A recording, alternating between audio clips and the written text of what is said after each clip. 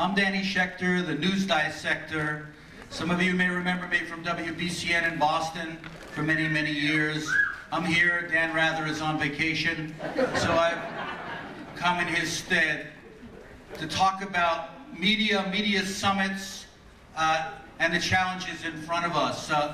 About a year ago, I was at my first media summit at the Museum of Modern Art. It was sponsored by Industry Standard magazine. It was over $1,200 to attend. There was a strike underway at the time by employees at the Museum of Modern Art who were being ripped off by the administration there, and somehow the magazine was inattentive to the concerns of these working people who were out in the cold picketing the place. And at this particular summit, all of the bigwigs of the industry were there, here in the Republic of Enron. Many of those companies are long gone. Most of those companies are long gone. The industry standard itself is long gone. I was paired on that panel. They tried to find a place to put me on the program, so they put me next to somebody else named Danny. I thought, well, that's interesting. Maybe we have something in common. Her name was Danny. She runs a website called Danny's Hard Drive, which is the leading porn site on the internet. I tried to merge with her on the spot. I was unsuccessful, but it gave me a sense of where critical journalism and independent voices were kind of positioned in the pecking order of the big media world. I want to start with a little story because it's relevant to the front page of today's New York Times. Several years ago, when I was working at ABC News 2020, after I left ABC and sort of wrote about it in the book, The More You Watch, The Less You Know, I came back for a meeting that I was invited to because I was given some ABC stock, and ABC was on the verge of merging with the Disney company. Disney was buying ABC for $19 billion. Turns out 2 years earlier, ABC was being sold for a mere $11 billion. But be that as it may, ABC was able to entice Disney to buy the company at an inflated price, which it did, and everybody laughed and went home to the bank. And at this particular meeting, I raised my little hand from the back of the room, and I asked the then president and chairman of the board of ABC if he was at all concerned about what would happen to news and the future of information programming in this world of showbiz taking over newsbiz, of the triumph of media consolidation. When I asked my question, every eye in the house looked at me because it was the only question that was not about how much money will we make and how quickly can we get it out of your hands and into our bank accounts.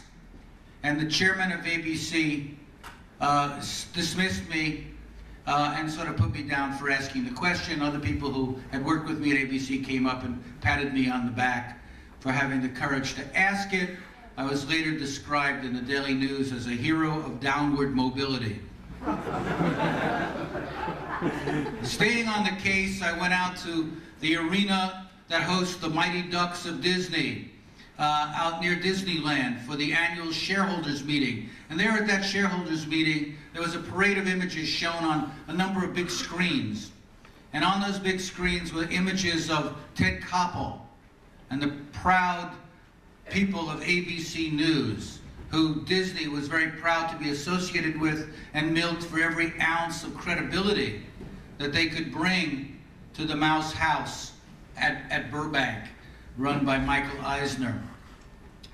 And what happened then was that Peter Jennings himself was live. He was sick in a sweater in the newsroom, talking to the shareholders of Disney, speaking about the crowning achievements of ABC News, a company that I had served loyally and became very disenchanted with as infotainment values displaced information values, as news of the world began to shrink, as programming that really was sensational, trivialized, and the like became the dominant form of programming. Investigative reporting was sort of sidelined, and the spirit of journalism was reduced to concerns about the bottom line and only the bottom line.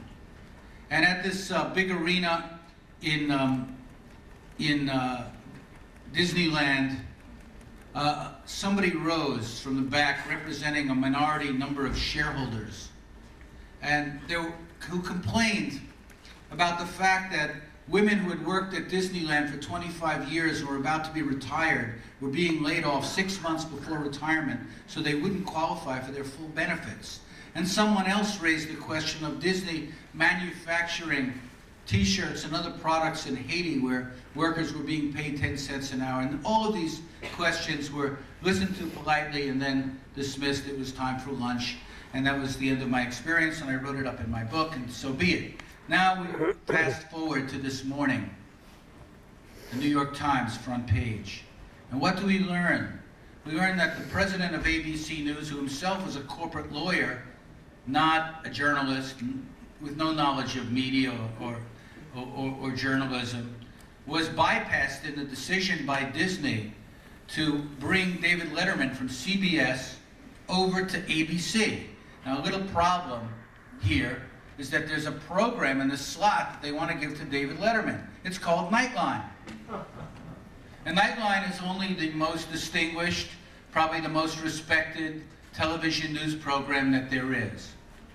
And a day earlier in the New York Times, an unnamed executive of Disney, because these people refuse to be accountable in any way and even to admit to their own thinking, said Nightline isn't relevant anymore. It has lost its relevance. Thank you very much. And I read those words, and I read it again. I said, this man can't be serious. We're in the middle of a war. We have the Pentagon managing information, refusing access to journalists, an issue that Frank Rich writes about in the Times today, and many others have talked about. We have an FCC which is about to lift all regulations on media ownership so that the big networks will now get bigger. 10 years ago in America, 50 companies dominated the media. Now it's down to 10. 10 giant global conglomerations. One of them comes from the land that we just heard a beautiful ode to, Australia, Mr. Rupert Murdoch. One is now a German-dominated global company called Bertelsmann. Another is the land of the Vietnamese people, run by Sumner Redstone and operated by Mel Karmazin, whose claim to fame, as we all know, was to introduce that cultural icon to America named Howard Stern. And on we go as we discover that media control is being consolidated in fewer and fewer hands. Now, I'm an independent journalist, and this worries me. It worries me because not only are the voices of dissent being muzzled and forgotten, moved to the margins, but information itself and analysis is missing. Okay, we've already been reading about Enron, okay? The Onion has a headline that says, most Americans would be outraged if they knew what Enron was actually doing, okay? But 3 years ago, Enron was the top corporation in the pick of the magazines like Fortune and other leading business magazines. They couldn't say enough good things about Enron. Duh. Who's paying attention? Who's analyzing this colossal ripoff, not only of shareholders, not only of employees, but of hundreds and thousands of teachers who invested money in Enron because they were advised to do so, and are now, have lost their life savings? Who's looking at this? Who's paying attention to what's actually happening? Who's looking carefully at the so-called war on terror? And actually what's actually going on in the world? Who's investigating the oil connection to all of this to see if it exists or not?